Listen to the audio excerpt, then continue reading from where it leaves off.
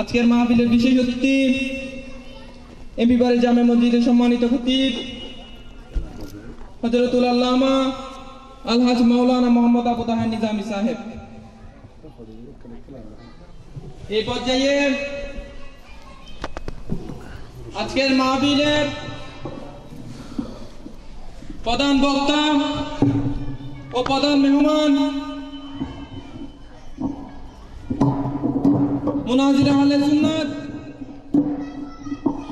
মুফাসসিরে কুরআন, বিশিষ্ট লেখক ও চিন্তাবিদ, কাটিরহাট মুফিদুল ইসলাম ফাজিল মাদ্রাসার সম্মানিত আরবি প্রভাষক ও হযরত খাজা কালুসা রহমাতুল্লাহ আলাইহি জামে মসজিদের সম্মানিত খতিব হযরতুল আল্লামা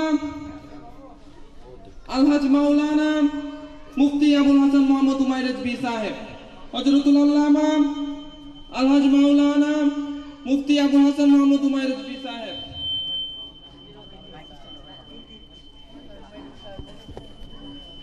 মাহফিল কমিটি হতে হুজুরকে একটি বিষয়বস্তু নির্ধারণ করে দিয়েছে। বিষয়বস্তু হলো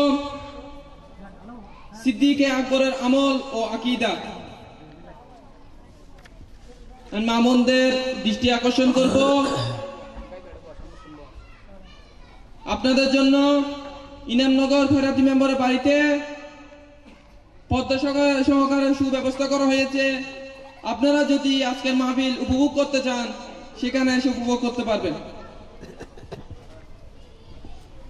হুজুর এই পর্যায়ে তার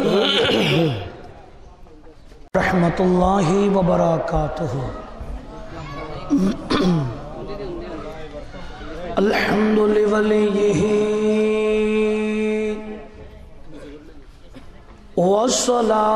वस्सलातु वस्सलामु अला वलिय्यिहिमा अम्मा बअदु फ़क़द क़ाल अल्लाह तआला फ़ी शानि हबीबिही ताज़ीमन लहू व तौक़ीरा। अऊज़ु बिल्लाहि मिनश शैतानिर रजीम। इन्नल्लाह व मलाइकतहु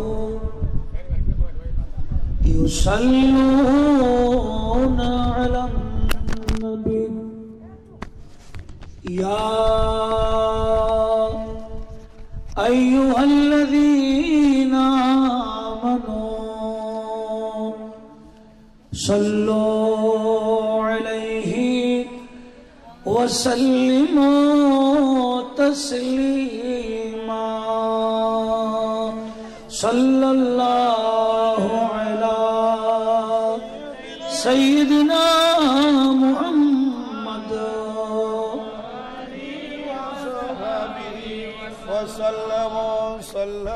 सल्लल्लाहु अला सय्यिदिना मुहम्मद। अल्लाहुम्मा सल्लि अला सय्यिदिना मौलाना मुहम्मद व अला आलि सय्यिदिना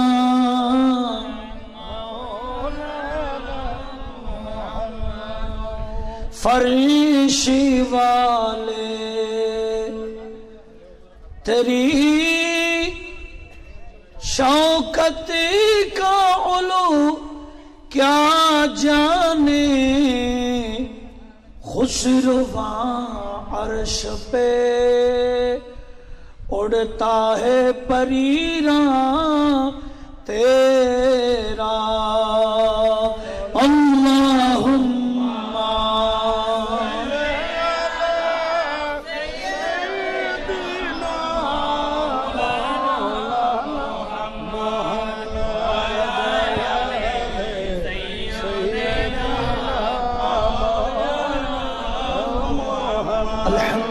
والصلاة والسلام على رسول الله উপস্থিত গৌসিয়া কমিটি বাংলাদেশ ফকিরহাট ইমামনগর শাখার ব্যবস্থাপনায় এবং বাংলাদেশ ইসলামী ছাত্র সেনা সলিমপুর ৭ নং ওয়ার্ড শাখার সার্বিক সহযোগিতায় প্রতি বছরের ন্যায় হুজুর সৈয়দুনা সিদ্দিক আকবর রাদিয়াল্লাহু তাআলা আনহুর ফাতিহা সাথে সাথে হুজুর গৌস পাক শাহিনশাহ বাগদাদের ফাতিহা শরীফ উপলক্ষে আজম শান মিলাদ ও জিকিরে মুস্তাফা মাহফিল 2017 আজকের অনুষ্ঠানের সম্মানিত সভাপতি গৌসিয়া কমিটি বাংলাদেশ অত্র ইমামনগর শাখার উপদেষ্টা মুহিব্বে গরামি জনাব মোহাম্মদ আলাউদ্দিন সরওয়ার জিদা হায়াতুহু, মঞ্চাসীন আমার অতীব শ্রদ্ধাভাজন ব্যক্তিত্ব এমপি বাড়ি জামে মসজিদের সম্মানিত খতিব মুকাররম মুজাহিদ আহলে সুন্নাত হযরতুল হাজ আল্লামা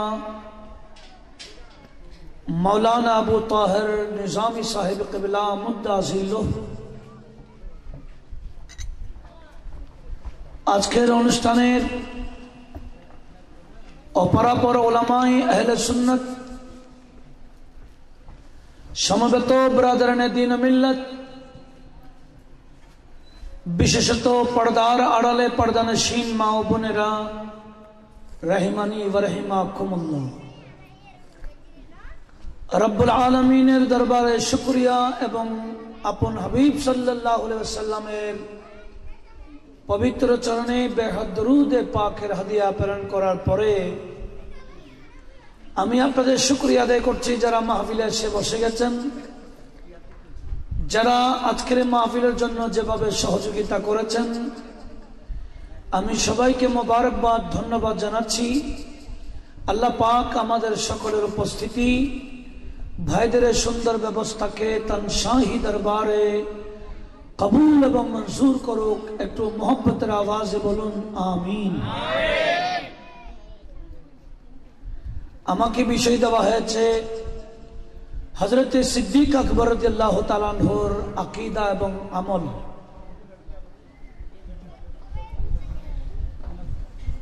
কোরআনে পাক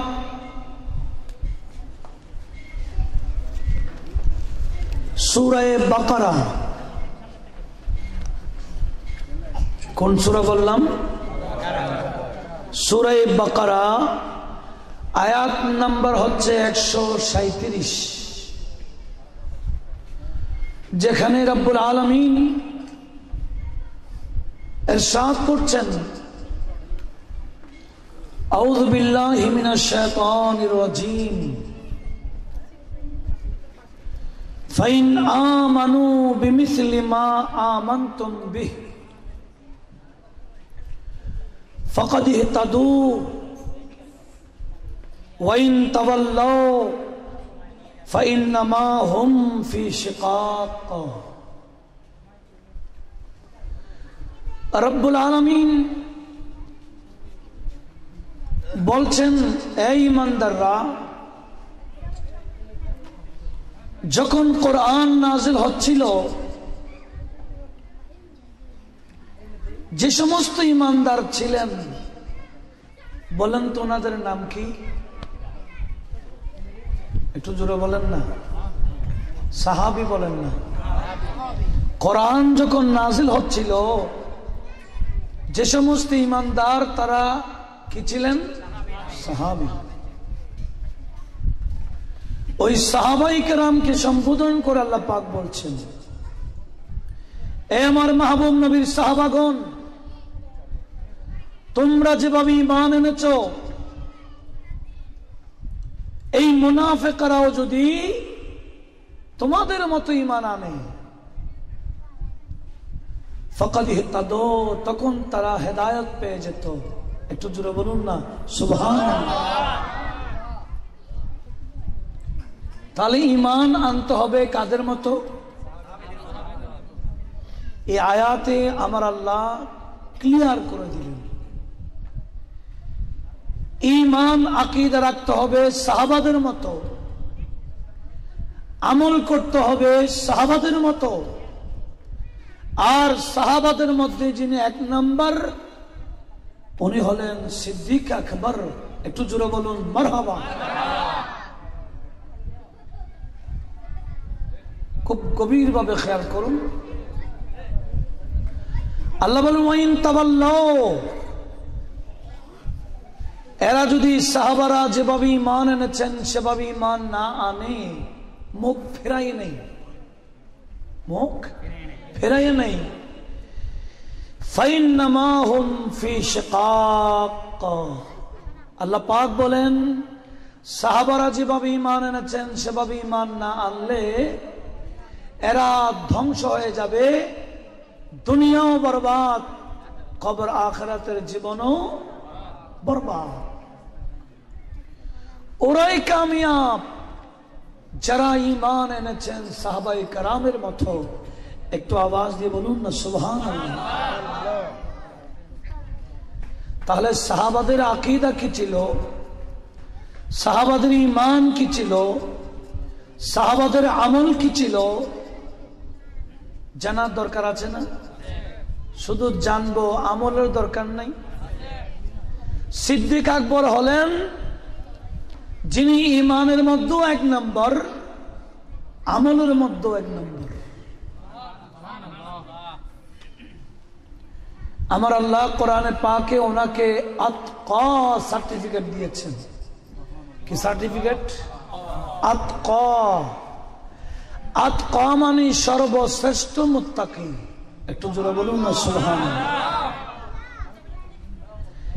আর আমার আল্লাহ পাক বলছেন ইন্নামা আকরামাকুম ইনদাল্লাহি আতকাকুম। রব্বুল আলামিন নির্দিষ্ট করে দিলেন কালিমায়ে হাসর দিয়ে, নির্দিষ্ট করার শব্দ দিয়ে। আল্লাহ বলেন ইন্নামা, ইন্না নিশ্চয়ই, ইন্না আকরামাকুম তোমাদের মধ্যে সর্বশ্রেষ্ঠ সম্মানিত,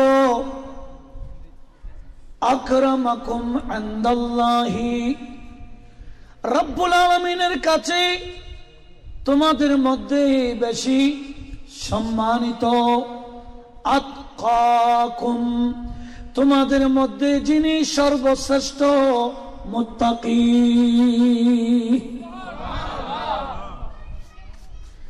আমাদের কাছে সম্মানিত যার কাছে সুন্দর বিল্ডিং আছে, বেশি দামি গাড়ি আছে, নেতৃত্ব আছে, কথা ঠিক না? এগুলা সম্মানিত কাদের কাছে? আমাদের কাছে। আল্লাহ বলেন বেশি দামি গাড়িতে চললে, বেশি টাকার মালিক হলে, বেশি বড় জমিদার হয়ে গেলে ওই বান্দা তোমাদের কাছে সম্মানিত হতে পারে, কিন্তু আমি আল্লাহর কাছে সম্মানিত হলো যার কাছে একেবারে কিছুই নাও থাকতে পারে কিন্তু তাকওয়াটা আছে। কি আছে? যার কাছে তাকওয়া আছে, তাকওয়া এটা দেখা যায় না। তাকওয়া এটা কোথায় থাকে? মাথায়। পাগড়ির নাম কি তাকওয়া? টুপির নাম কি তাকওয়া? দাড়ির নাম কি তাকওয়া? নামাজের নাম কি তাকওয়া? রোজা হজ যাকাত তাসবিহ তাহলিলের নাম কি তাকওয়া? নয়। আমার নবী বলেন আত-তাকওয়া হাহুনা, ইশারা করেছেন হাত দিয়ে, আঙ্গুল দিয়ে কলবের দিকে। আত-তাকওয়া হাহুনা, আত-তাকওয়া হা হো না বলে নবীজি 3 বার ইশারা করে দিয়ে ক্লিয়ার করে দিলেন, তাকওয়া এটা দেখা যায় না, তাকওয়া তাকে মানুষের কলবে। উচ্চ আওয়াজে বলেন সুবহানাল্লাহ। কলবের তাকওয়াই হলো আসল তাকওয়া। আর আমার আল্লাহ বলেন, ইন্না আকরামাকুম ইনদাল্লাহি আতকাকুম, তোমাদের মধ্যে আমি আল্লাহর কাছে ওই বান্দা বেশি সম্মানিত যার কলবে তাকওয়া আছে। একটু জোরে বলুন না সুবহানাল্লাহ। তাকওয়া মানে আল্লাহকে ভয় করা। আমরা রোজা অবস্থায় পুকুরে ডুব দিল পানি পান করব কেন? কেউ তো দেখে না। দুনিয়ার কেউ কি দেখে? সেখানে কি এরকম ভিডিও স্যাটেলাইট ফিটিং আছে? কিন্তু ভিডিও না থাকুক, স্যাটেলাইট না থাকুক, আমার আল্লাহ দেখে কিনা? সেই জন্য পুকুরের ভিতরে ডুব দেওয়ার পরও আমরা পানি পান করি না, এটার নাম তাকওয়া। দুনিয়ার কেউ না দেখলে আল্লাহ দেখে, সেই স্মরণ করার নাম তাকওয়া। কিছু খেতে গেলে, কিছু শুনতে গেলে, কিছু দেখতে গেলে, কিছু করতে গেলে, কিছু টাচ করতে গেলে, কোনো দিকে পা বাড়াইলে হুঁশ করতে হবে আমি কোথায় যাচ্ছি। আল্লাহকে তো জবাব দিতে হবে। আল্লাহ তো দেখে, দুনিয়ার কেউ না দেখলে। একটু জোরে বলুন সুবহানাল্লাহ। এটার নাম এই তাকওয়া। যার কাছে বেশি উম্মতের মধ্যে ওনার নাম সিদ্দিক আকবর রাদিয়াল্লাহু তাআলা আনহু। একটু জোরে বলুন মারহাবা। ওনার আমলের কথা কি বলবো? আমরা তো আমল সুযোগ পাইলেও করি না। যেমন আজকের মাহফিল, এটা কি প্রতিদিন হয়? এটা জীবনের মধ্যে অনেক বড় সুবর্ণ সুযোগ না? কে কখন মারা যায় আমরা কি জানি? কেউ দোকানে গেলে মারা যায়, কেউ হাজত ছাড়তে গেলে মারা যায়, কেউ গাড়িতে উঠলে মারা যায়। কোনো হিসাব আছে? কার কাছে কখন মালাকুল মউত এসে যায়? হতে পারে এই মাহফিল আমার জন্য, আপনার জন্য জীবনের লাস্ট। ঠিক না ভাই? ঠিক।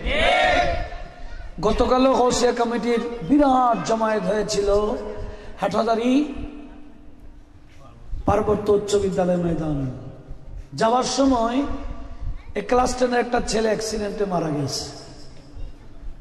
ইন্না লিল্লাহি ওয়া ইন্না ইলাইহি রাজিউন। আজকে আসরের নামাজের পরপরই তার জানাজা হয়েছে। সেও জানে না সে আসছে মাহফিলে, কিন্তু যাচ্ছে কি হিসেবে? লাশ। কখন কে মারা যায় আমরা তো জানি না। আমাদের আমল করার সুযোগ থাকা সত্ত্বেও আমল করি না। কিন্তু সিদ্দিক আকবর রাদিয়াল্লাহু তাআলা ওনার ব্যাপারটা একটু দেখুন। একদিন আমার নবীজি, এই হাদিস কানা মুসলিম শরীফের রবায়ত। কোথায়? সিত্তার 2 নম্বর জামে কিতাব মুসলিম শরীফ। আবার মিশকাত শরীফ খুললে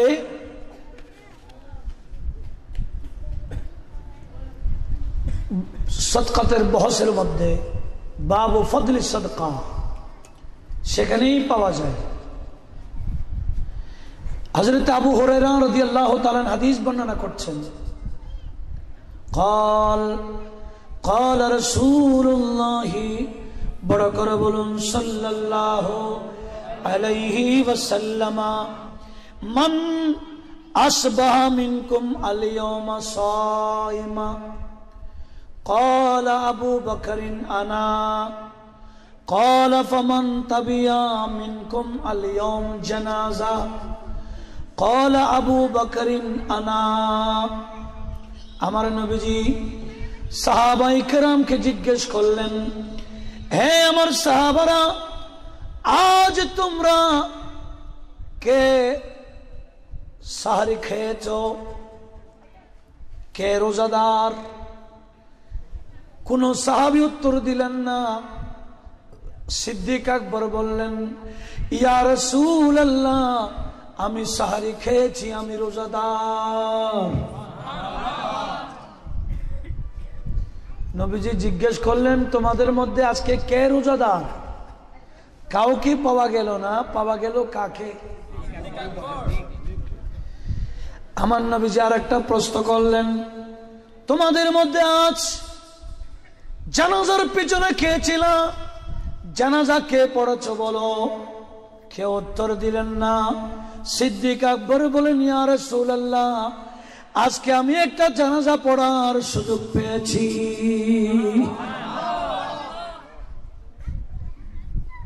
তাহলে দেখেন, নবীজি আরেকটা প্রশ্ন করলেন, ফামান আতআমা মিনকুম আল-ইয়াওমা মিসকিনা, তোমাদের মধ্যে আজ কোন মিসকিনকে খাওয়াইলা, এরকম কেউ আছো কি? কেউ উত্তর দিলেন না। সিদ্দিক আকবর বাদব দাঁড়িয়ে বললেন, ইয়া রাসূলুল্লাহ, হ্যাঁ, আজকে আমি একজন মিসকিনকে খাওয়াইছিলাম। প্রতিটা প্রশ্নের উত্তরে হ্যাঁ বলছেন কে? ওনার আমল দেখেন। আমার নবীজি বললেন, ফামান আদা মিনকুম আল-ইয়াওমা মারিদা, তোমাদের মধ্যে আজ কোন অসুস্থ বান্দাকে সেবা শুশ্রূষা করেছো, দেখতে গেলা, এরকম কেউ কি আছো? কোন সাহাবা উত্তর দিলেন না। সিদ্দিক আকবর বলেন, আনা ইয়া রাসূলুল্লাহ, আজকে আমি একজন অসুস্থ বান্দাকে দেখতে গিয়েছিলাম। উচ্চ আওয়াজে বলেন সুবহানাল্লাহ। আমরা তো সুযোগ পাইলেও যাই না, কোন অসুস্থ বান্দাকে দেখতে যাই না। জানাজা হলে জাগা, জানাজা মানে যাইলে যা, না যাইলে না যা। জানাজা মানে কি? যা না যা। এরকম মুমিনের হক জানাজা পড়া। একজন মুমিন মারা গেলে তার অন্যতম হক হলো তার জানাজা পড়া। একটু জোরে বলুন না সুবহানাল্লাহ। কিন্তু মুনাফিক, তার জানাজা পড়তে আমার আল্লাহ নিষেধ করেছে। কে? এরকম মুনাফিক আছে না? আমার আল্লাহ সূরা তাওবা আয়াত নম্বর 84-তে ক্লিয়ার বলে দিলেন, ওয়ালা তুসাল্লি আলা আহাদিম মিনহুম মাতা আবাদা ওয়ালা তাকুম আলা কবরিহি। রাসূল পাককে বলে আল্লাহ আমাদেরকে বাস্তবে হুকুম দিচ্ছেন, ইয়া রাসূলুল্লাহ, মুনাফিক মারা গেলে এই মুনাফিক তো স্থায়ীভাবে মরে যায়, তার জানাজার নামাজও নাই, তার কবর জিয়ারতও নাই। জানাজার নামাজ হবে মুমিনের জন্য, কবর জিয়ারত হবে ও মুমিনের জন্য।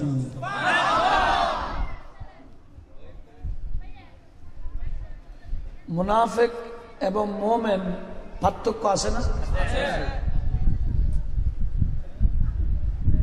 মাথায় টুপি আছে, মুখ দিয়ে নবীর শানের বিপক্ষে কথা বলে,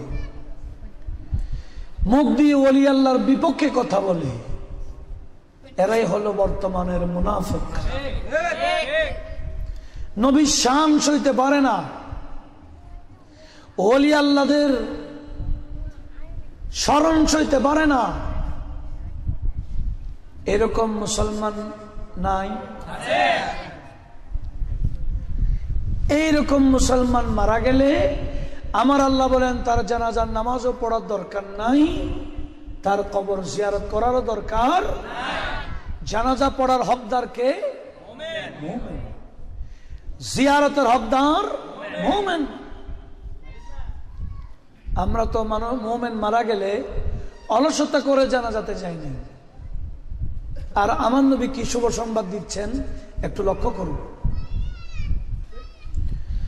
আমার নবী প্রথমে জিজ্ঞেস করেছেন, আজ তোমাদের মধ্যে কে রোজাদার? সেখানেও পাওয়া গেল কাকে? নবীজি জিজ্ঞেস করেছেন, আজ তোমাদের মধ্যে কে জানাজা পড়েছ? সেখানেও পাওয়া গেল সিদ্দিক আকবরকে। নবীজি আবার জিজ্ঞেস করলেন, আজকে কে মিসকিনকে খাওয়াইলা? পাওয়া গেল সিদ্দিক আকবরকে। নবীজি আবার জিজ্ঞেস করলেন, তোমাদের মধ্যে আজ কে অসুস্থ বান্দাকে দেখতে গেলা? পাওয়া গেল সিদ্দিক আকবরকে। আর নবীজি শুভ সংবাদ দিলেন, ওয়ামা ইস্তামাআন্না ফি ইমরিন ইল্লা দাখালাল জান্নাহ। কোন ঈমানদারের কাছে এই কাজগুলো পাওয়া গেলে আমার আল্লাহ ওই ঈমানদারকে জান্নাতে ঢুকাই দেয়। এই কাজ করলে কোথায় যাওয়া যায়? কি রাখলে? রোজা। শুধু ফরজ না। সিদ্দিক আকবর কি ফরজ রোজা রেখেছেন? না, নফল। এই সিদ্দিক আকবর আমল দেখেন।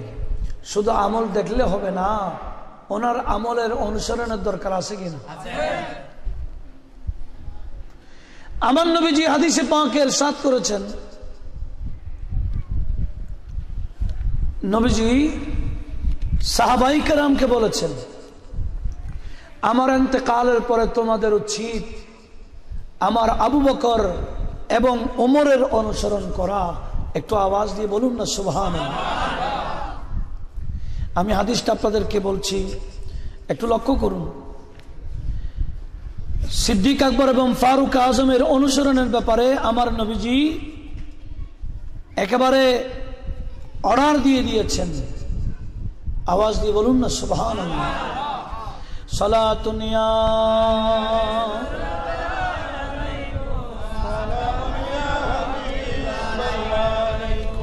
छैनवाता है मेरे दिल को तमाम, नाम लेते ही तुम्हारा या नबी सलातुन या।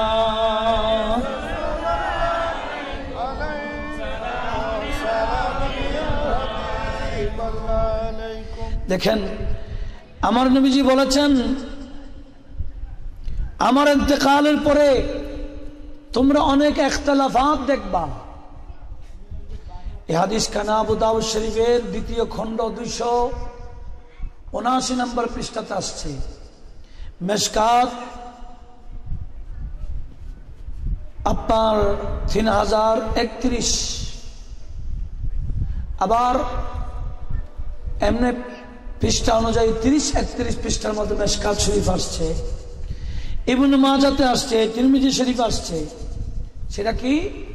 আমার নবীজি বলেন, মাইয়াঈশু মিনকুম বাদি, আমার ইন্তেকালের পরে যারা দুনিয়াতে জীবিত থাকবে, ফাসায়ারা ইখতিলাফান কাসীরা, আমার ইন্তেকালের পরে তোমরা অনেক মতানৈক্য দেখবা।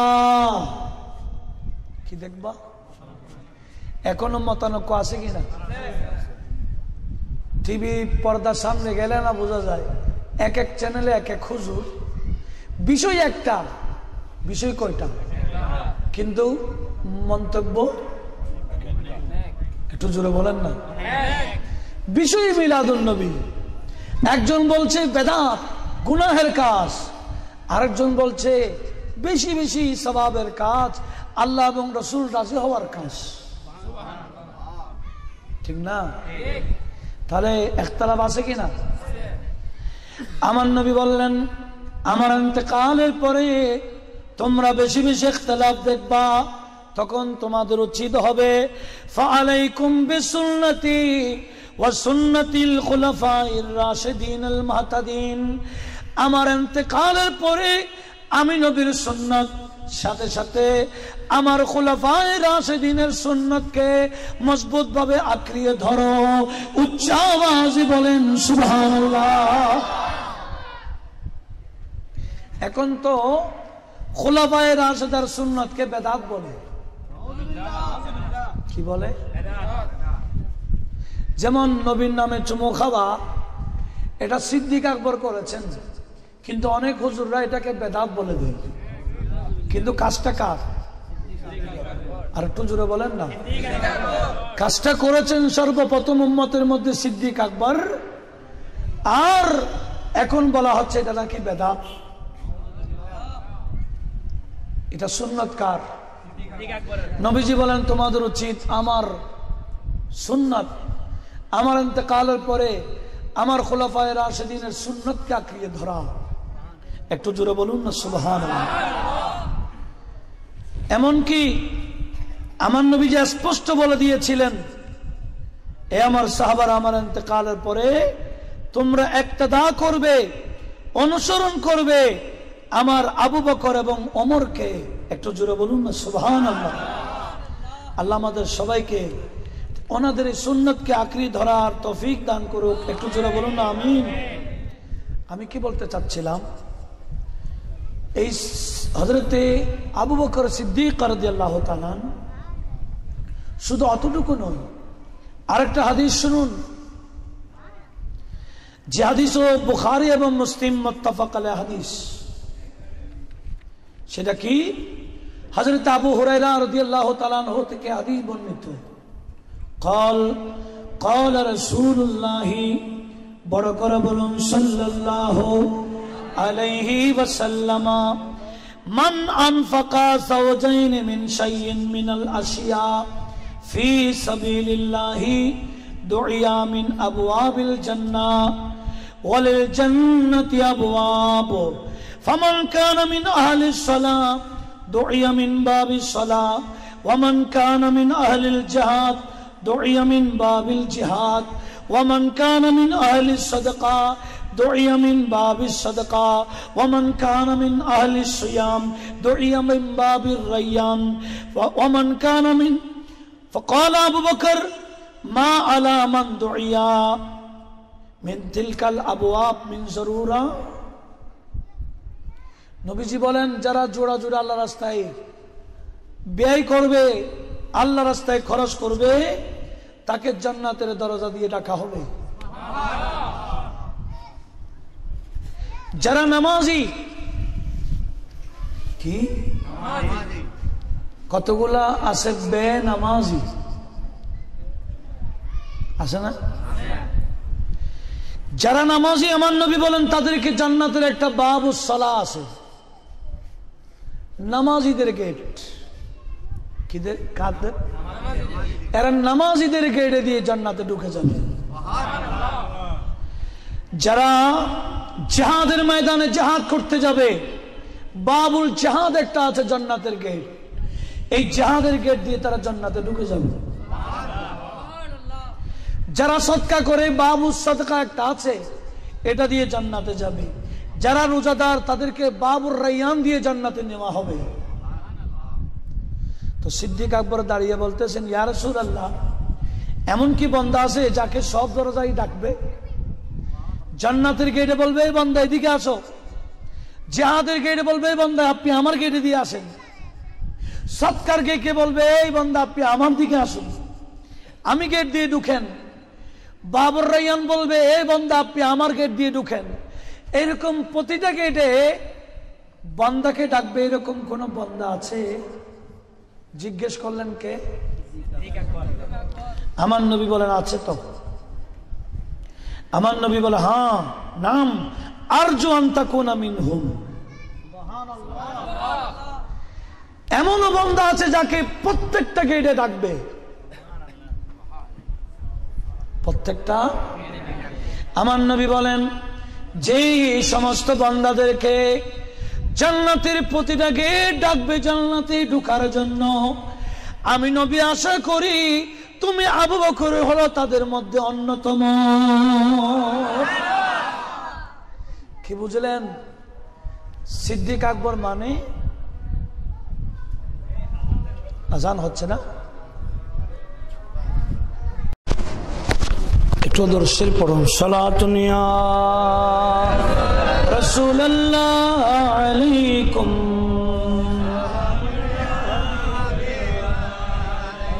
চৈনওয়াতা है मेरे दिल को तमाम, नाम लेते ही तुम्हारा या नबी सलात में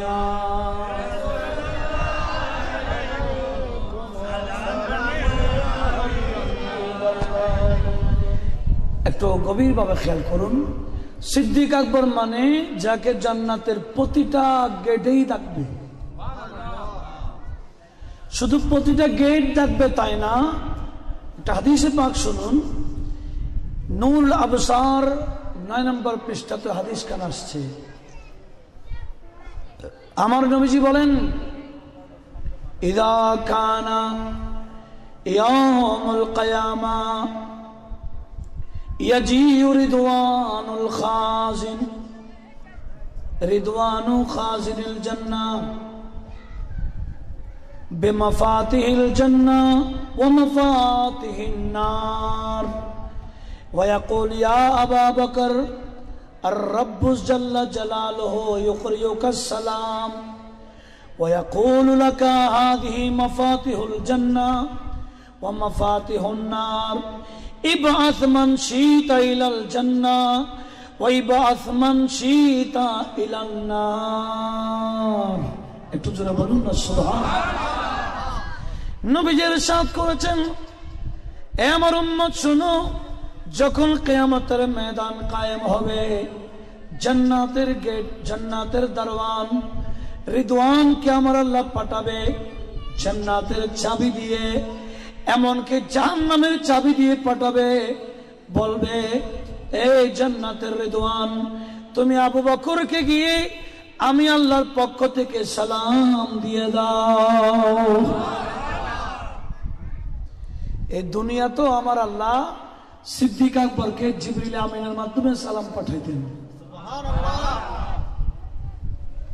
এমনকি কিয়ামতের ময়দানও আমার আল্লাহ সিদ্দিক আকবরকে সালাম দিবেন এবং বলবে, হে আবু বকর, রব্বুল আলামিন আমাকে পাঠিয়েছেন জান্নাতের চাবি এবং জাহান্নামের চাবি দিয়ে। আপনি যাকে ইচ্ছা তাকে জান্নাতের চাবি খুলে খুলে জান্নাতে ঢুকাই দিতে পারেন, আবার যাকে ইচ্ছা তাকে জাহান্নামে ঢুকাই দিতে পারেন। উচ্চ আওয়াজে বলেন সুবহানাল্লাহ। সিদ্দিক আকবর শুধু জান্নাতি না, উনি চাইলে আল্লাহর বান্দাদেরকে জান্নাতি বানাইতে পারে। আমরা যারা আবু বকর সিদ্দিক রাদিয়াল্লাহু তাআলা আনহুর স্মরণ করছি, আমরা কিয়ামতের ময়দানে ওনার শাফাত, ওনার সুপারিশ আশা করতে পারি কিনা? আর যারা সিদ্দিক আকবরের শানে বেয়াদবি করে, এরকম নামদারি মুসলমান আছে না?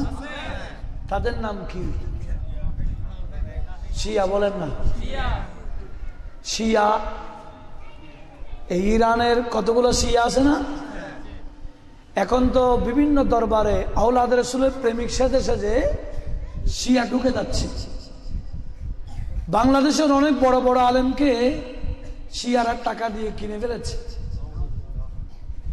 একটু আওয়াজ দিয়ে বলুন না নাউজুবিল্লাহ। সতর্ক থাকার দরকার আছে কিনা? কাদেরকে? সুন্নিদেরকে। বলেন না কাদেরকে? সুন্নিদেরকে। 1000 বছর ধরে দুইটা দল, একটা শিয়া আর একটা সুন্নি, একটা শিয়া, এই দুই দলের মধ্যে ব্যাপক বাড়াবাড়ি ছিল 1000 বছর ধরে। এর ওয়াহাবি বলেন, মওদুদি বলেন, তাবলিগি বলেন, এদের জন্ম তো বেশি দিন হচ্ছে না, বেশি দিন হচ্ছে না এদের জন্ম। কিন্তু শিয়া এটা অনেক আগের। শিয়া সুন্নি একটা ভেদাভেদ, সেজন্য আমরা প্রতিটা বর্ণের মধ্যে আমাদেরকে সুন্নি রাখতে হয়। আমরা শিয়া নই, আমরা কি? হাটাজারি ওয়াহাবি মাদ্রাসা আছে না, এদের কাছেও বিয়ের কামিন নামা গিয়ে দেন, এরা কি আর ওয়াহাবি লাগবে? কি লাগবে? সুন্নি।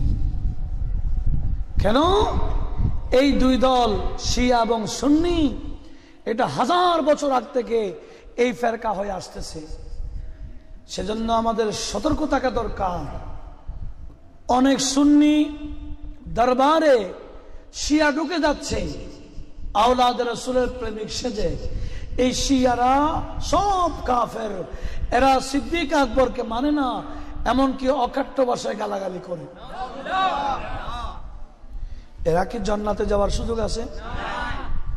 কারণ জান্নাতের চাবিও কার কাছে? জাহান্নামের চাবিও। অনেকে বলবে এটা কোন কথা? আরে ভাই, এটা কোরআনেরই। কোরআন বুঝলে আর প্রশ্ন করা হবে না। কোরআনে আমার আল্লাহ কি বলেছেন জানেন? সূরা মারইয়ামে আমার আল্লাহ বলেন, তিলকাল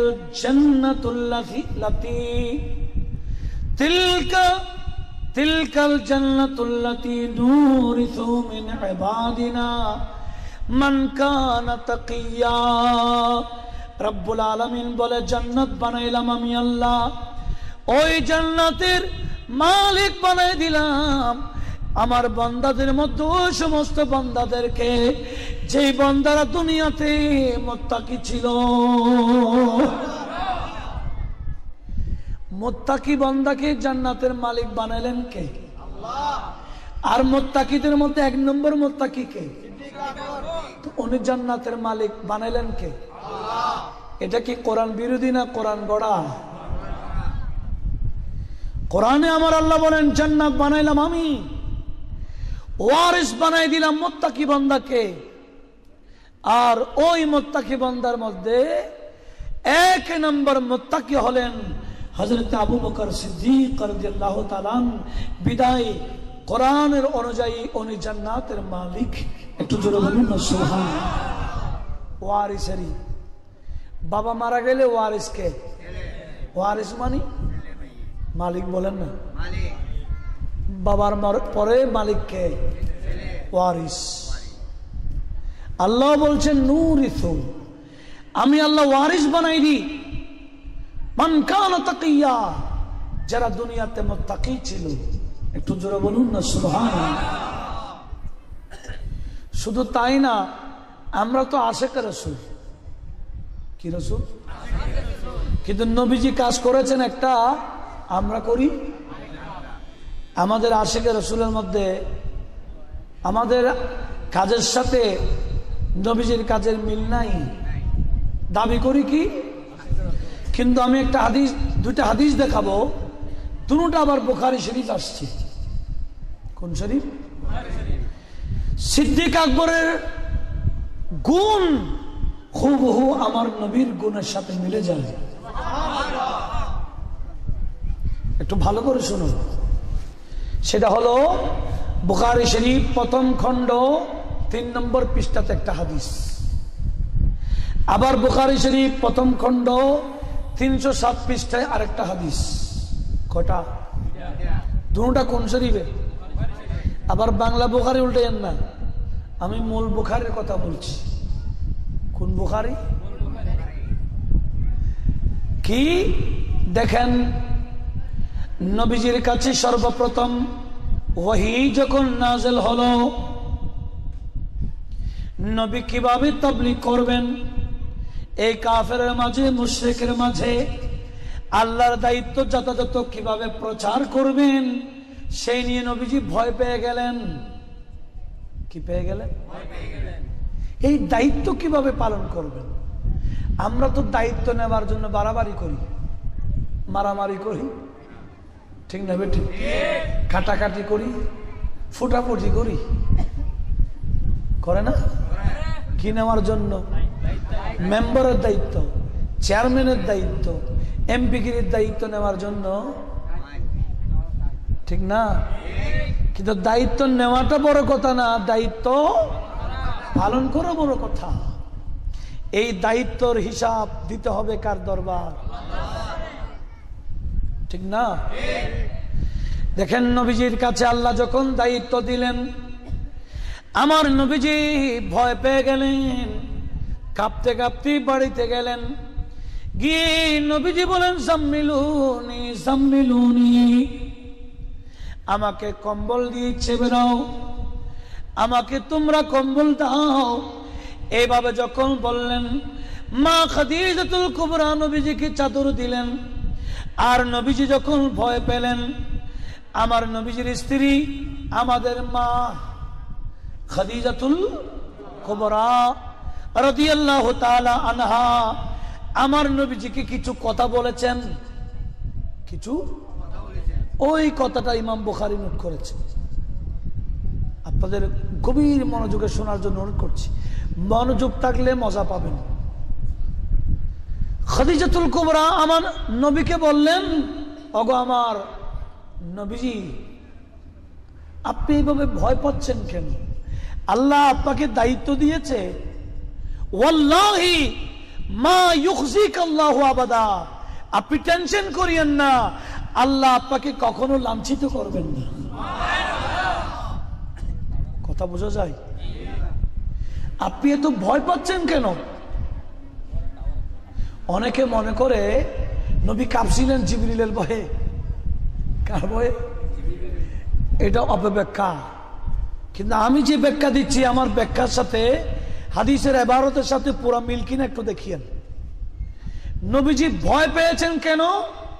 এই জিম্মাদারি আল্লাহ দিয়েছেন, তাবলীগের দায়িত্ব দিয়েছেন, কোরআন প্রচারের দায়িত্ব দিলেন। সর্বপ্রথম ওহী নাযিল হলো, বিরাট এক জিম্মাদারি। এই জিম্মাদারি আদায় করতে আমার নবী ভয় পেয়েছেন। আর মা খাদিজাতুল কুবরাকে বলছেন, আল্লাহে, খোদার কসম করে বলছি, মা ইউখজিকাল্লাহু আবাদা, ওগো আমার নবী, আল্লাহ আপনাকে কখনো লাঞ্ছিত করবেন না। আপনি দায়িত্ব আল্লাহ দিয়েছেন, দায়িত্ব পালন করার ক্ষমতাও আল্লাহ দিলেন। কথা বোঝা যায়? কেন আল্লাহ আপনাকে বেইজ্জত করবেন না কেন? সেখানে খাদিজাতুল কুবরা আমার নবীর কিছু গুণ তুলে ধরলেন। সেটা কি?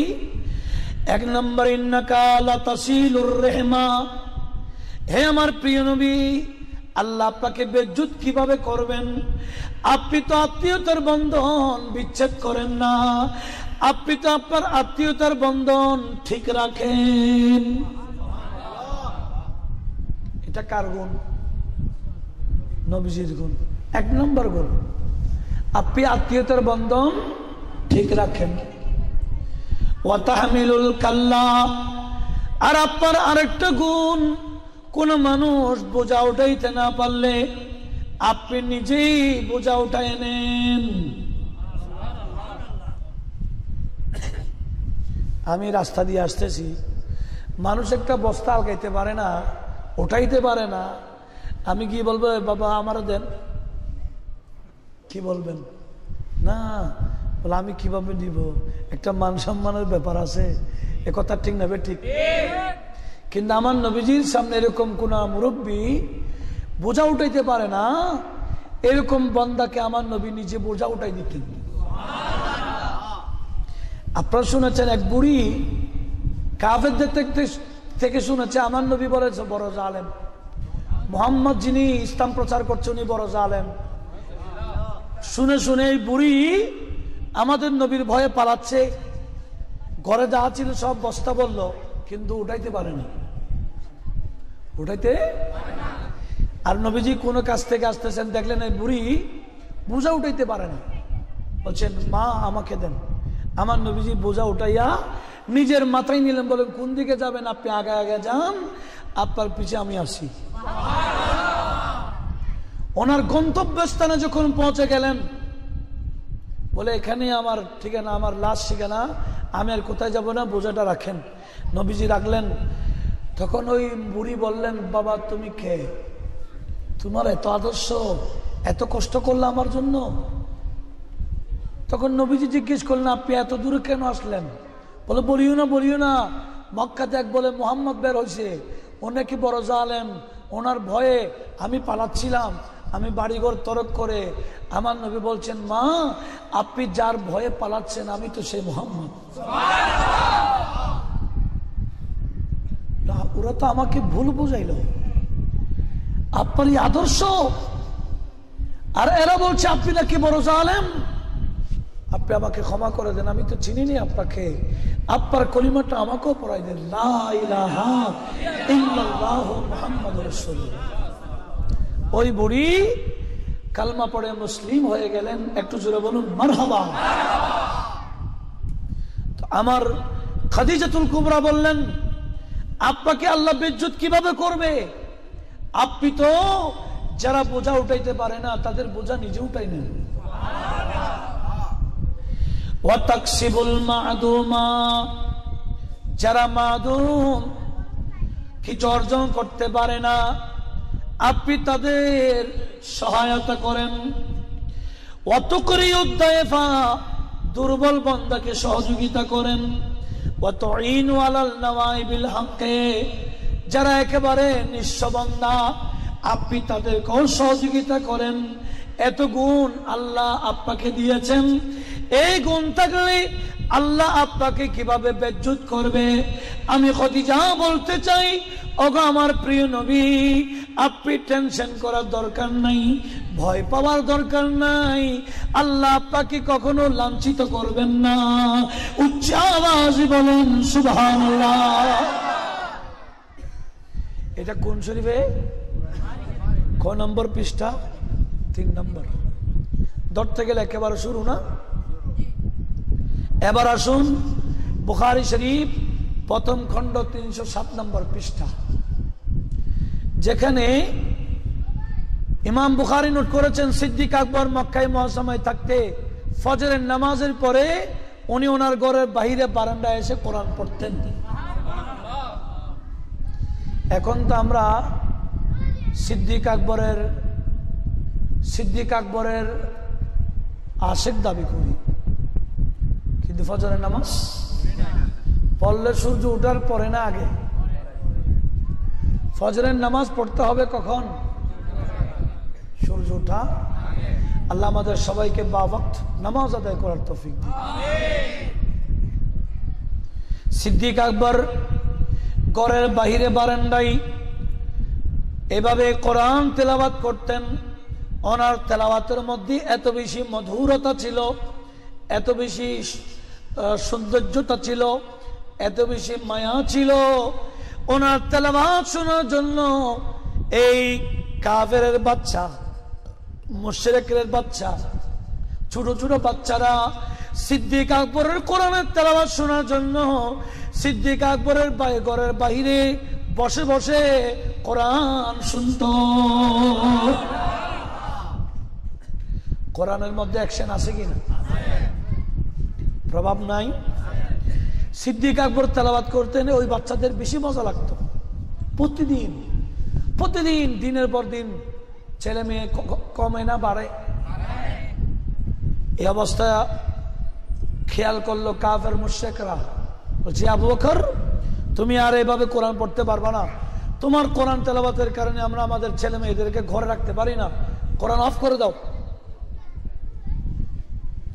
আর যদি অফ না করো আমরা তোমাকে মেরে মক্কা থেকে বের করে দিব। আর একটু জোরে বলুন। এক পর্যায়ে সিদ্দিক আকবরকে বাধ্য করলেন, তুমি মক্কা ছাড়ো। সিদ্দিক আকবর আমার নবীজির কাছে গিয়ে কান্দে, ইয়া রাসূলুল্লাহ, এরা তো আমাকেই বাধ্য করছে মক্কা ছেড়ে দেওয়ার জন্য। ইতিপূর্বে আমাদের অনেক ভাই মক্কা ছেড়ে হাবশায় চলে গেছেন। ইয়া রাসূলুল্লাহ, আপনি আমাকে অনুমতি দেন, আমি মুলকে হাবশায় চলে যাব। একটু জোরে বলুন না সুবহানাল্লাহ।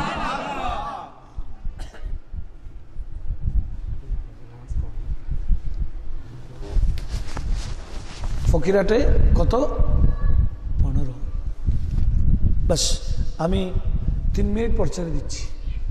আমরা সুন্নত পড়বো, ওনারাও সুন্নত পড়তে পারবেন, এরপরে জামাত হবে। খেয়াল করুন, মনোযোগ আছে তো? কি সিদ্দিক আকবর রাদিয়াল্লাহু আনহু নবীজির কাছে বলেন, ইয়া রাসূলুল্লাহ, আমিও হাবশায় চলে যাব, আপনারা আমাকে অনুমতি দেন। তো আমার নবী বলেন, আবু বকর তুমি গেলে চলে যাও, আমি অনুমতি দিলাম। সিদ্দিক আকবর গাঠি গোট্টা জানে মারা নিলেন। যাচ্ছেন কোথায়? মক্কা ছেড়ে হাবশায়, আবশেনিয়ায়, আফ্রিকাতে। কোথায়? সেখানে ইতিপূর্বে অনেক মুসলমান হিজরত করে ফেলেছেন। আর আবুসিনিয়া যাওয়ার জন্য এরকম নদী পার হয়ে যেতে হতো। কি আমরা যদি সন্দ্বীপ যেতে চাই, সন্দ্বীপ তো আমাদের একেবারে পশ্চিমে, আমি কি ফকিরহাট বরাবর সমুদ্রের পাড়ে গেলে সন্দ্বীপ যেতে পারবো? নির্দিষ্ট ঘাট আছে কিনা? ঠিক আবুসিনিয়া যাওয়ার জন্য, হাবশায় যাওয়ার জন্য আরবের একটা ঘাট ছিল, এটার নাম বারকুল খামাদ। এটার নাম সিদ্দিক আকবর বারকুল খামাদ গিয়েলেন। সেখানে স্টিমার আসবে, স্টিমার করে পার হয়ে যাবেন। আর ওদিক থেকে মক্কার এক সর্দার আসতেছে, ওনার নাম ইবনুদ্দাগনিয়া। নাম ইবনুদ্দাগনিয়া আসতেছে মক্কাতে বাহির থেকে। আর সিদ্দিক আকবর মক্কা ছেড়ে বাহিরে যাবে। স্টিমার থেকে কিছু নামবে, আবার এখান থেকে কিছু উঠবে, সিস্টেম তো এটাই। এখন ইবনুদ্দাগনিয়া যখন ওদিক থেকে আসতেছেন, দেখলেন সিদ্দিক আকবর গাট্টুকুট্টা নিয়ে রেডি। ফিরে আবু বকর, যাচ্ছ কোথায়? ইনশাল্লাহ এখান থেকে নামাজের পরে হবে।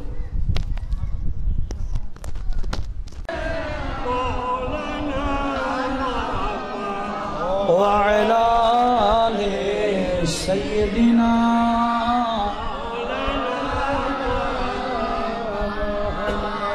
सिद्दीक बल के गार पे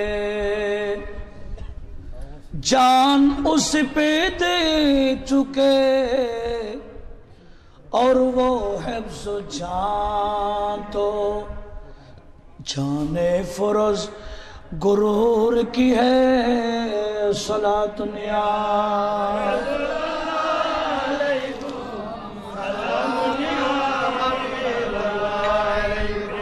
चैन आता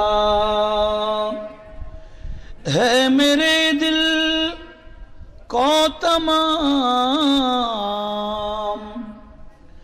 नाम लेते ही तुम्हारा या नबी सलातुनिया।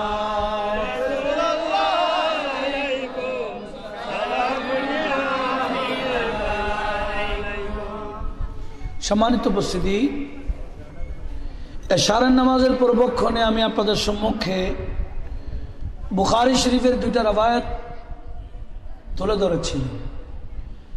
একটা হলো হযরত খাদিজাতুল কুবরা রাদিয়াল্লাহু তাআলা আনহা আমার নবীকে বলেছেন, ইয়া রাসূলুল্লাহ, আপনাকে আমার আল্লাহ বেইজ্জত কিভাবে করবে? আপনার এই এই গুণ আছে। একটু জোরে বলুন না সুবহানাল্লাহ। আর ওদিক থেকে ইবনুদ্দাগনিয়া আসতেছে, সিদ্দিক আকবর মক্কা ছেড়ে চলে যাচ্ছে। ইবনুদ্দাগনিয়া বল, কি আবু বকর তুমি যাচ্ছ কই?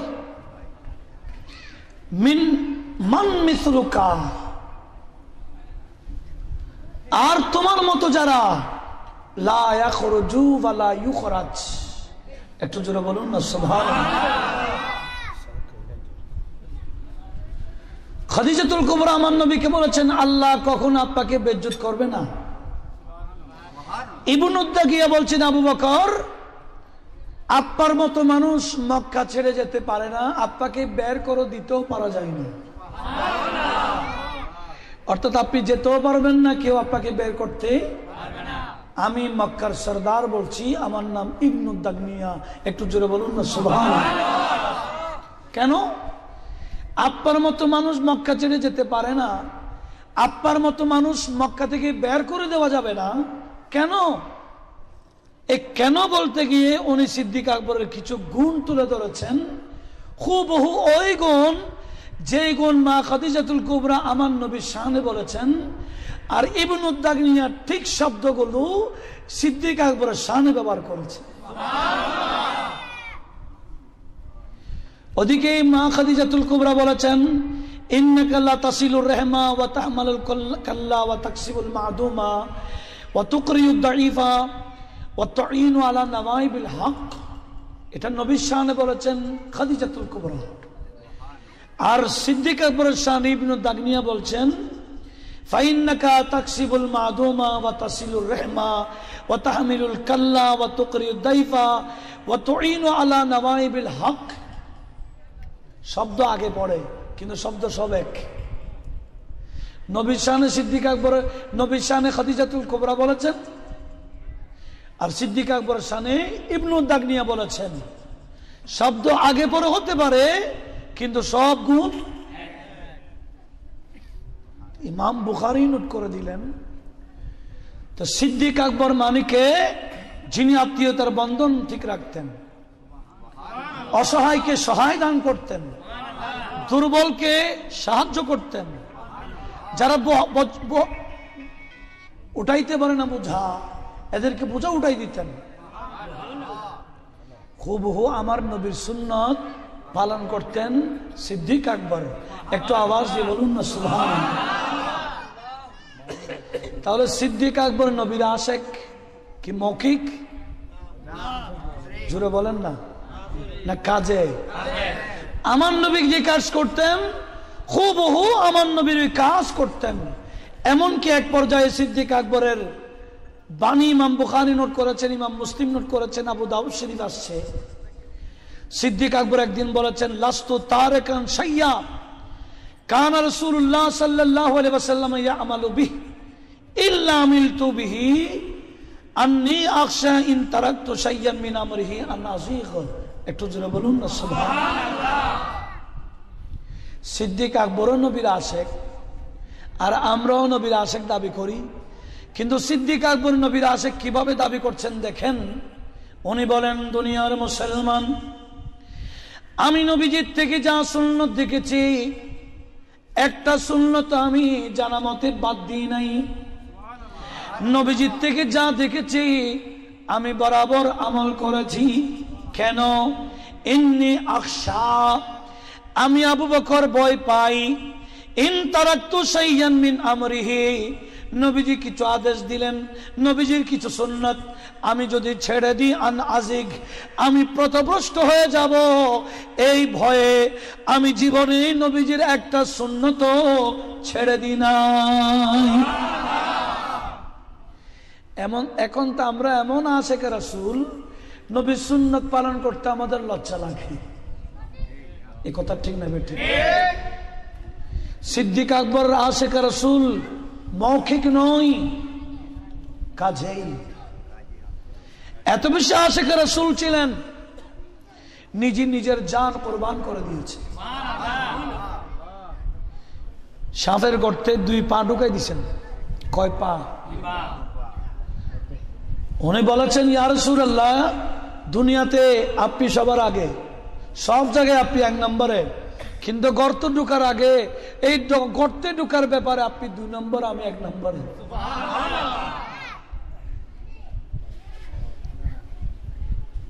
এটা বলে ইয়া রাসূলুল্লাহ লা তাদখুল, আপনি প্রবেশ করিয়েন না, ক্বাবলা আন আদখুল, আমি কবর প্রবেশ করার আগে ঢুকলেন। দেখতেছেন গর্ত, নিজের লুঙ্গি ফেটে সব গর্ত ঢেকে দিলেন, শুধু 2টা গর্ত বাকি আছে, 2 গর্তে 2 পা ঢুকাই দিছে। বলে, ইয়া রাসূলুল্লাহ এখন আসেন। নবীজি আসতে দেরি নাই, সিদ্দিক আকবর বসে গেলেন। নবীজি সিদ্দিক আকবরের রানের মধ্যে মাথা রেখে ঘুমাচ্ছেন, আর এদিকে সর্প সিদ্দিক আকবরের পায়ে দংশন করে দিল। আমাদের পায়ে হাতের মধ্যে কিছু ফুটলে খুব নড়াচড়া করবো না? কিন্তু সিদ্দিক আকবরের পা বিষ ঢুকাই দিল ঠিক, উনি পা নড়াই নাই। কেন? এই পায়ের মধ্যে আমার নবী মাথা রেখে ঘুমাচ্ছেন, আমি পা নড়াইলে রাসূলের ঘুম ভেঙে যাবে। কেমন আশেক দেখেন, পা নড়াইলে রাসূলের ঘুম, এটা খেয়াল করে পাও নড়ান নাই। এমনকি ওনার বিষের কারণে চোখ থেকে পানি বের হয়ে গেল। নবীজির চেহারায় আনোয়ারের মধ্যে পানি পড়লেন, সিদ্দিক আকবরের চোখের পানি নবীজির চেহারাতে পড়তেই নবীজির চোখ খুলে ফেললেন। এ আবু বকর, মা ইউবকিক, কাঁদছো কেন? বলেন, ফেদা কাবি ওয়া উম্মি, ইন্নী লুদিত্তু, হুজুর আমাকে দংশন করা হয়েছে। কি করা হয়েছে? নবীজি তাড়াতাড়ি উঠে বলে, পা বের করো, বের করো। নবীজি তো মোবারক ঢুকাই দিলেন, লাগাই দিলেন, বিষগুলা বাইর হয় নাই, ভিতরে ঢুকে গেছে। সাময়িকের জন্য বিষের ক্ষমতা অফ হয়ে গেল। আর ফারুক আজম বললেন, ওই বিষগুলা সিদ্দিক আকবরের শরীরে ছিল। সিদ্দিক আকবরের ইন্তেকালের আগে আগে বিষগুলো আবার ব্যথা শুরু করে দিল। ওই বিষের ব্যথাই সিদ্দিক আকবরের ইন্তেকাল, যার কারণে সিদ্দিক আকবরকে আমার আল্লাহ মাকামে শাহাদাত দান করেছে। আর আমার নবীর ইন্তেকালের আগে মা, এটা বুখারী শরীফের হাদিস, মেশকাত আসছে বাবু ওয়াফাতিন নবীতে। কি আয়েশা সিদ্দিকাকে বলছে, আয়েশা, খায়বর থেকে আসার পথে বুড়ি আমাকে বিষ খাওয়াই দিছিল। ওই বিষের ব্যথা আমার শুরু হলো, আমার ভিতরে এগুলা কেটে যাচ্ছে, এরকম লাগে। আমার নবীজির ইন্তেকালও ওই বিষে। খায়বর থেকে আসার সময় বুড়ি আমার নবীকে দাওয়াত দিয়েছিলেন ছাগলের মাংসে কি দিয়ে? বিষ। নবী খেয়ে ফেলেছেন। নবীর সাথে এক সাহাবা খাইলেন, সাহাবার সাথে সাথে শহীদ। আমার নবীর সাথে সাথে শহীদ হন নাই, বিষগুলা ভিতরে ঢুকে গেছিল। ওই ইন্তেকালের আগে আগে বিষের ব্যথা শুরু, ওই বিষেই নবী ইন্তেকাল, আমার নবীও শহীদ। শহীদকে মরা বলিও না, আদেশকার। কথা বলেন না, লা তাকুলু লিমান ইউকতালু ফি সাবিলিল্লাহি আমওয়াত। আল্লাহ রাস্তায় যারা শহীদ হয় এদেরকে মরা তো বলবা না, বলবা না। আল্লাহ অন্য জায়গায় বলছেন, লা তাহসাবান্নাল্লাযীনা কুতিলু ফি সাবিলিল্লাহি আমওয়াত। মুখে মরা তো বলতে পারবা না, মনে মনে মরা বলে ধারণা করতে পারবা না। সিদ্দিক আকবরও শহীদ, আমার নবীও। তো নবী মরা না জিন্দা? বেশি দলিল লাগে না। এটার উপর তো বড় বড় উলামার, আজ থেকে 1100 বছর আগের ইমামে বাইহাকি স্বতন্ত্র কিতাব লিখেছে হায়াতুল আম্বিয়ার উপর। একটু বলুন না সুবহানাল্লাহ। কিন্তু বর্তমানে আহলে হাদিস যারা আছে, মসজিদে গেলে এদেরকে চেনা যায়। কোথায় গেলে? কারণ এদের নামাজ আমাদের নামাজের থেকে আলাদা। আমরা বাঁধি কোথায়? নাবিন নিচে, এরা বাঁধে বুকে। আমরা সোজা হয়ে দাঁড়াই, দুই পায়ের মধ্যখানে বেশি ফাঁক রাখি না, আদব সহকারে দাঁড়ায়। আর এরা দাঁড়ায় একেবারে যতক্ষণ আরেকজনের পা লাগে না ততক্ষণ সেরাইতে থাকে। আমার নবীজি বলেছেন, কাঁধের সাথে কাঁধ মিলাও, এরা পায়ের সাথে পা মিলাই। নবীজি বলেছেন কি সাথে কি? এরা পায়ের সাথে। তো পায়ের সাথে পা মিলালেই কাঁধ কোথায় যায়? মিলে।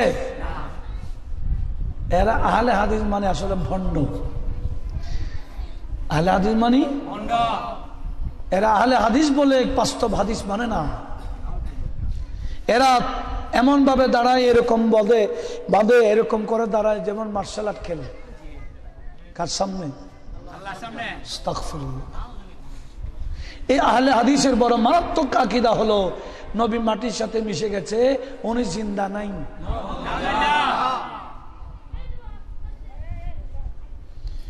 কি বলছিলাম একটু লক্ষ্য করুন। তাহলে আকীদা রাখতে হবে সিদ্দিক আকবরের মতো। সিদ্দিক আকবরও ইন্তেকালের আগে বলেছিলেন, এই আমি মারা গেলে আলী খাসাইসুল কুবরাত আল্লামা জালালউদ্দিন সুয়ুতী নোট করেছে, আমি মারা গেলে আমার জানাজা পড়িয়ে তোমার আমার লাশটা নবীজির রওজার পাশে রাখবে, নবীজির থেকে অনুমতি নেবা আমার নবীর পাশে আমাকে দাফন করা যাবে কিনা সেটা। কারণ আমি আবু বকর জানি নবী জিন্দা, নবী কবর থেকে আওয়াজ দিতে পারে। এই আকীদা কার? সিদ্দিকে। তো সিদ্দিক আকবরের আকীদার সাথে আমাদের আকীদার মিল আছে কিনা? কিন্তু আহলে হাদিসের আকীদার মিল নাই। ঠিক এই ইনারা জানাজা পড়িয়ে সিদ্দিক আকবরের লাশ বাহিরে রাখলেন, ঠিক মাওলা আলী শের খোদা অনুমতি চাইতেই আমার নবী ভিতর থেকে আওয়াজ দিলেন, আদখিলু আল হাবিবা ইলা হাবিবিহি। একটু জোরে বলুন। বন্ধুকে বন্ধুর পাশেই ঢুকাই দাও। সুবহানাল্লাহ বলেন। এখনো আছে কিনা? সিদ্দিক আকবর আকিদা আমার নবীজি ওনার সামনেও আছে, ওনার ঘরেও আছে। আমার সামনে নেজামি সাহেব হুজুর আছে, নেজামি সাহেব আবার ওনার মসজিদে আছে নাকি? আছে? অনেকে নবীকে আমাদের মতো মনে করে, কিন্তু সিদ্দিক আকবর বলে না, ইয়া রাসূলুল্লাহ, আপনি দেখতেছেন আমি ঘরের সব নিয়ে আসছি, আপনি আমার থেকে জিজ্ঞেস করছেন মা বাকাইতা লিআহলিকা। আমি বলতে চাই আপনি রাসূলকে আবকাইতু লাহুমুল্লাহ ওয়া রাসূলুহু, আমি আমার ঘরে আল্লাহ এবং রাসূলকে রেখে আসছি। সিদ্দিক আকবর আকীদা হলো রাসূল আমার সামনেও আছে, আমার ঘরেও আছে। একটু আওয়াজ দিয়ে বলুন না সুবহানাল্লাহ। এই আকীদা আমাদের আছে কিনা? আছে। কিন্তু বাতিলদের আকীদা দেখেন, মেন হলো আকীদা, বিশ্বাস। বিশ্বাস ঠিক থাকলে প্রতিটা সিজদা আল্লাহর দরবারে কবুল হবে। আর বিশ্বাসে যদি গড়বড় হয়ে যায় শেষ। আল্লাহ আমাদের সবাইকে এই সাহাবাই কেরামের আকীদায় মজবুত থাকার তৌফিক দিক। একটু জোরে বলুন না আমিন। আমরা কি আমি বলেছিলাম আমরা আশেক হলেন নামের, আর সিদ্দিক আকবর আশেক হলেন কাজের। কেমন আশেক? ঢুকাই দিছেন কোথায়? গর্তের ভিতরে। একটু জোরে বলুন না সুবহানাল্লাহ। মাল যা ছিল আমি নাজাম ইজা হুজুরকে মহব্বত করি বলে এমনি বলবো, সব টাকা ওনাকে দিতে পারবো, মন মানবে? কিন্তু না, সিদ্দিক আকবর বাণী যিনি ঘরে যা ছিল সব নবীর জন্য দিয়ে আসছে। এক পর্যায়ে ফকিরের মতো হয়ে গেছেন। আমার আল্লাহ জিবরিল আমিনকে পাঠাইলেন, জিবরিল আমার নবীর দরবারে যাও, আমার নবীকে একটা সালাম দিবা, আমার মাহবুব নবীর বন্ধু আবু বকরকে আমি আল্লাহ সালাম দিয়েছি বলবা। আবু বকর আগে বড় শিল্পপতি ছিল, এখন আমি এবং আমার বন্ধুর জন্য সব কোরবান করে আবু বকর ফকির হয়ে গেলেন। এই ফকির অবস্থায় আবু বকর আমি আল্লাহর উপর রাজি আছে কিনা আমার বন্ধু থেকে একটু জিজ্ঞেস করতে বলো। সিদ্দিক আকবর পাশে আছে, জিবরিল নবীজির কাছে আসছেন, ইয়া রাসূলুল্লাহ, আল্লাহ আপনাকেও সালাম দিয়েছেন, আপনার বন্ধু আবু বকরকেও সালাম দিয়েছেন। আপনার বন্ধু থেকে জিজ্ঞেস করতে বলেছেন বন্ধু রাজি আছে কিনা ফকির অবস্থায়। সিদ্দিক, আবু বকর, এই মাত্র জিবরিল এসে আমার থেকে আল্লাহর পক্ষ থেকে আসছে, তুমি আগে ধনী ছিল, এখন ফকির, সব ধন ইসলামের জন্য কোরবান করে দিলাম, এই ফকির অবস্থায় তুমি কি আল্লাহর উপর রাজি আছো? আল্লাহ এটা জিজ্ঞেস করতে বলেছে। সিদ্দিক আকবর দুই চোখে পানি ফেলে দিলেন, ইয়া রাসূলুল্লাহ, আমার আল্লাহ এটা আমার থেকে কি জিজ্ঞেস করবেন? আমি কি আসখাতু আলা রাব্বি, আসখাতু আলা রাব্বি, আমি কি আমার রবের উপর নারাজ হতে পারি?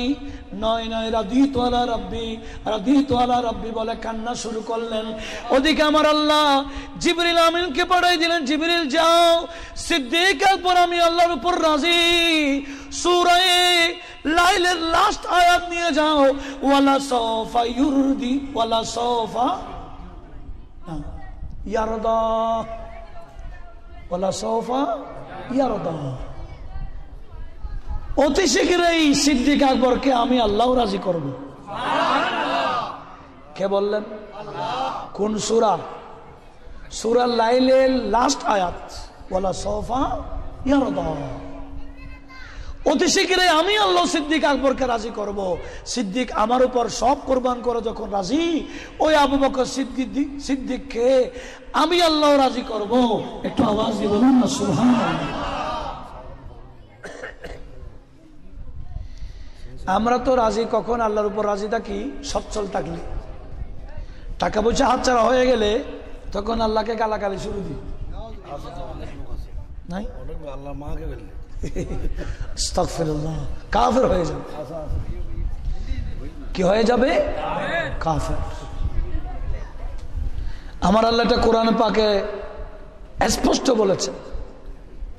আল্লাহ বলেন, বান্দাকে পরীক্ষা করার জন্য সম্পদ দিলে বান্দা বলে আর রাব্বি আকরামানি, আল্লাহ আমার সম্মান দিয়েছে। আর যখন টাকা পয়সা আল্লাহ নিয়ে ফেলে বলে রাব্বি আহানানি, আল্লাহ আমার তো বিদ্যুৎ করছে।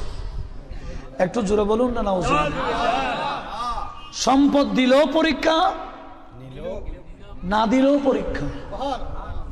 সেজন্য আমার নবীজি বলেছেন, এমন বান্দার আমল নামে আল্লাহ সাবের এবং শাকের লিখে দেয় যে দ্বীনি ক্ষেত্রে উপরেরটা দেখে, দুনিয়াবি ক্ষেত্রে নিচেরটা দেখে। কথা বুঝেন না মনে হয়? আমার নবীজি বলেন, রব্বুল আলামিন ওই বান্দাকে সাবের, ধৈর্যশীল, শাকের, শুকর আদায়কারী হিসেবে তাকে লিখে দেয়। কোন বান্দা ধর্মীয় বিষয়ে ওই বান্দা থেকে যিনি বেশি জানে তার দিকে দেখে এবং তাকে অনুসরণ করে, আর দুনিয়াবি বিষয়ে উপরের দিকে দেখে না, নিচেরটা দেখে। ফকির, ওদিক থেকে আরেক ফকির আসতেছে, হাত নাই। ওই বন্ধু বলে, আমি ফকির হইলে কি হয়েছি, আমার তো হাত আছে।